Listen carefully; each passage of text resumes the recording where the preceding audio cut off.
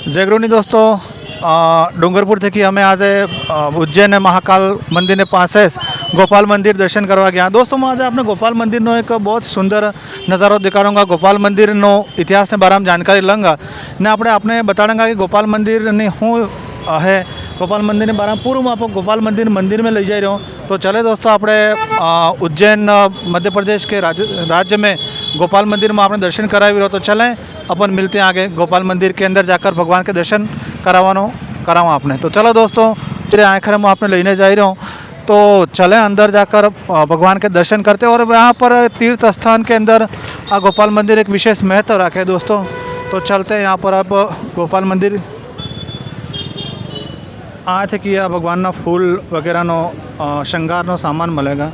तो आए अपने प्रवेश करी ना गोपाल मंदिर ने आप लोगों तक की भी बात करेंगे, एने बारे में भी जानकारी लूँगा। ने दोस्तों आ तीर्थ स्थान में गोपाल मंदिर नो विशेष महत्व है।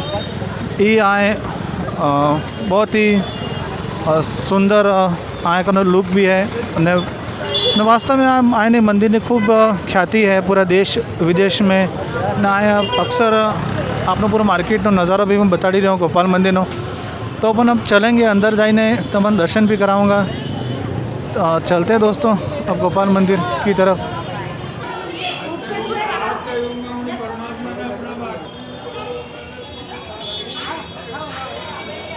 दोस्तों गोपाल मंदिर में गया हाँ, गोपाल मंदिर का सुंदर नज़ारा है, लेकिन अवड़े पट बंद है। थोड़ी देर बाद पट खोलेंगे तो मैं अपने दर्शन कराऊंगा। एने से वस में मैं अपने रूबरू कराऊँ कयाक संत महात्मा तक की, ताकि आपने थोड़ी जानकारी ले सकें। और गोपाल मंदिर के दरवाजे खुलते हुए हम आपको दर्शन कराएंगे। तो अभी देखते हैं अपन यहाँ के बारे में इतिहास भी जानने की कोशिश करते हैं। यहाँ पर लिखा हुआ है और देखा आपने कोई विद्वान पुरुष मिले जान जी के अपने बात થઈ શકે थोड़ी जानकारी आली जाए। तो चले दोस्तों, ये गोपाल मंदिर का बाहर का नज़ारा है और अपन अभी थोड़ी देर किसी से बात कराते हैं तो रूबरू कराते हैं। चले दोस्तों, उज्जैन के गोपाल मंदिर जो है उनके साम्राज्य में, उनके पूर्वजों के साम्राज्य में महाराजा साहब ने बनाया और बाईजाबाई ने। और पूरी उज्जैन में 50% ज़मीन इसी परिवार की थी संपत्ति। बरोबर ठीक है नहीं? तुम उज्जैन में रहूँ, 25 किलोमीटर गांव में रहूँ, मैं तो आता रहूँ भाई। उज्जैन उनकी थी पूरी। उज्जैन उनकी थी पूरी। तो यूँ समझो कि ये वहाँ के भी राजा है और यहाँ के भी राजा है। और राजवंशी बालक है। राजवंशी हर कोई नहीं बन सकता है। चाहे उसको वोट नहीं मिले, चाहे पार्टी उसको हरा दे, चाहे दुव्यवस्था उसको सता दे, लेकिन सत्य परेशान हो सकता है, पराजित नहीं होता है। तो उनके तो महा उपलब्धि है। यूँ समझो कि बाईजाबाई को भी तो माए श्री कृष्ण का ने स्थान है। महारानी को जनी महारानी ने यो मंदिर और उन महाराजा ने यो मंदिर बनायो, उनकी भी मूर्ति श्री कृष्ण और राधा जी का पास में वहाँ गर्भगृह में है। तो फिर श्री कृष्ण जी और राधा जी के पास कैसे हो सकती है? क्योंकि ये तो राजा महाराजा थे और ये तो भगवान है। मैं भी ब्राह्मण बालक हूँ, तर्क वितर्क तो आता है संसार में, लेकिन उसका मैंने विश्लेषण अंतरात्मा में मैंने जो अपने बर्तन को मांजा और अपने ही अंदर सारी खोट देखते हुए मैंने परमात्मा श्री कृष्ण से लगन लगा के जो देखा, तो ये मानो कि वो वास्तव में सच्चे भक्त थे। आज भले ही राजा भी है, ये ज्योति राजा भी है, इनका बस से बाहर की चीज़ है, लेकिन उस समय में जो बाईजाबाई जिनकी मूर्ति श्री कृष्ण और राधा जी के पास में है, भी बाईजाबाई एक ऐसी परम भक्त थी इनका वंश में महारानी। उन्हें इतनी भक्ति की, उनकी इतनी तपस्या थी, जब जाके उनको फल मिला। जब जाके उनको फल मिला। और जब जाके मतलब लक्ष्मी दौलत राव जी का ही थी, बाईजाबाई का ही थी। दौलत राव यानी ऐसी पत्नी मिली कि जिसका नाम दौलत राव ने तो दोलियो भी कही थे दादा। यो जमानो है मारे कहीं लेनो न कहीं देनो, लेकिन निकली गई यहाँ तमने मंदिर का बारे में जो चर्चा पूछी मारसा तो बाकी इनने जो करियो ठीक है, ये राज है, राज के अंदर तो न मालूम क्या क्या हो रहा है, बीक रहे भैया, जीत के बीक रहे हैं विधायक। मैं तो सब बैठता हूँ, बोल देता हूँ मुंह पे, मेरा काम मत करना। मैं तो मेरी खेती करता हूँ, अब बराबर अपना कोई लेना देना थोड़ा। मैं तो मेरी खेती करता हूँ और उसमें से जो मिलता है उसके पालन करता हूँ और आनंद करता हूँ। बाकी इन्हीं झंझटों से कहीं मतलब नहीं रखता। कई जगह कई प्रॉपर्टी खड़ी है उन्हीं आदमी की, तो यहाँ उज्जैन की धरोहर में બિલકુલ આજે આપણે આ મંદિરના બારામાં વિશેષ जानकारी अंकल जी आली ने अंकल जी का द्वारा यूँ कहना हो रहा है कि यहाँ पर टूट के लगे थे दादाजी ने। ऐसा ऐसा एक बोर्ड यहीं लगा था एक कि कोई चोरी हो गया था तो वो वापस मंगवाया, ऐसा मैंने यहीं एक बोर्ड पे पढ़ा था। वो बोर्ड अभी है या नहीं है ये नहीं मैंने देखा। लेकिन ये बात सत्य है कि मंदिर का दरवाज़ा चोरी हो जाने के बाद वापस लगवाया था।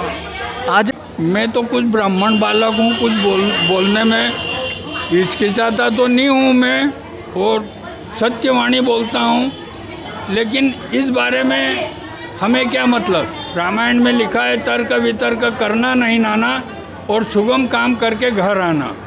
यानी ये संसार है, तर्क वितर्क में तुमको उलझाने वाला, किसी के उलझन में मत पड़ जाए नाना, और सुगम काम करेंगे न घरे आज घर ज्ञानी है यो बढ़ाओ घर है।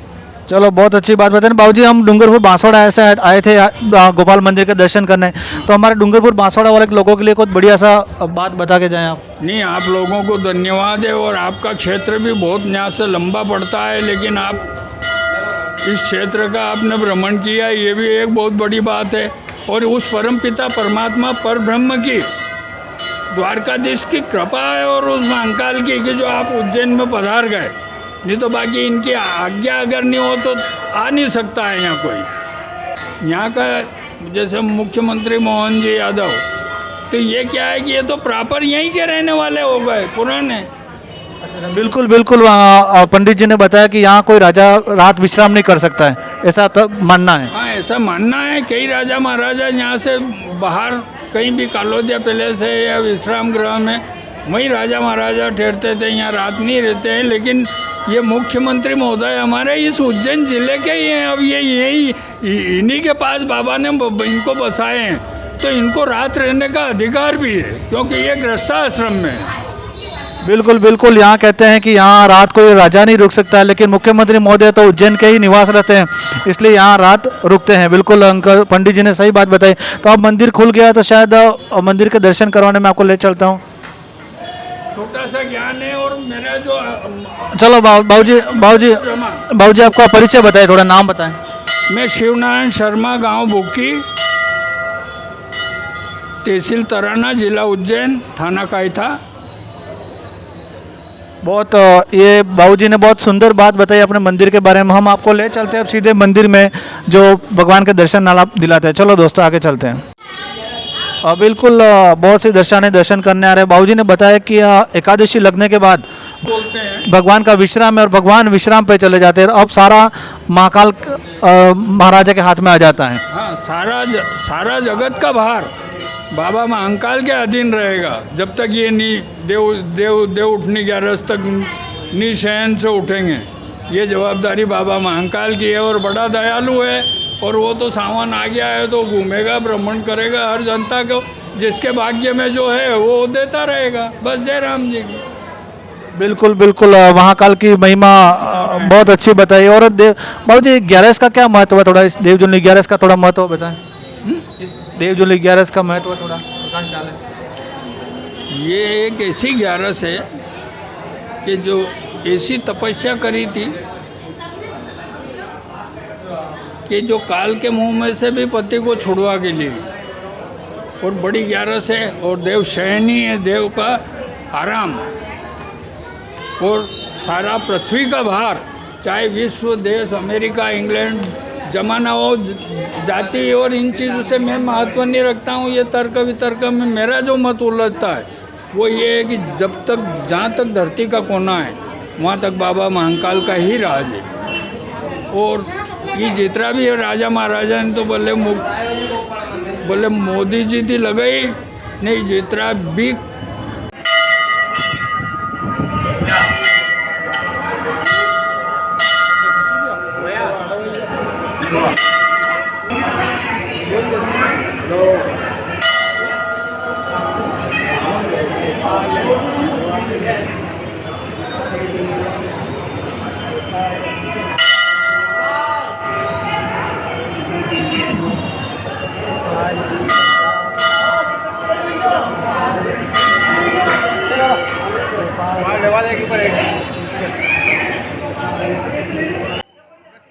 दोस्तों द्वारकाधीश गोपाल के दर्शन कराने के बाद हम अब आगे बढ़ेंगे, लेकिन मैं भी परमात्मा से प्रार्थना करता हूँ कि आप सब पर कृष्ण की कृपा बनी रहे और आप सब खुशहाल और मस्त रहें।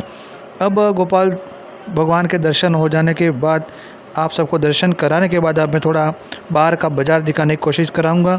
तो चले दोस्तों, यहाँ पर विभिन्न प्रकार की दुकानें रहती है जिसमें आप पूजा के सामान खरीद सकते हो, जैसे शंख, गदा आदि अनेक प्रकार के सामान। मुझे यहाँ भगवान की मूर्तियाँ देखने मिली, भैरव जी, कृष्ण कन्हैया लाल की, और विशेषकर महाकाल की मूर्तियों से सजा हुआ दरबार यहाँ पर देखने को मिलता है। डमरू, शंख, यानी क्या बात करें, बाज़ार में भी वही रौनक।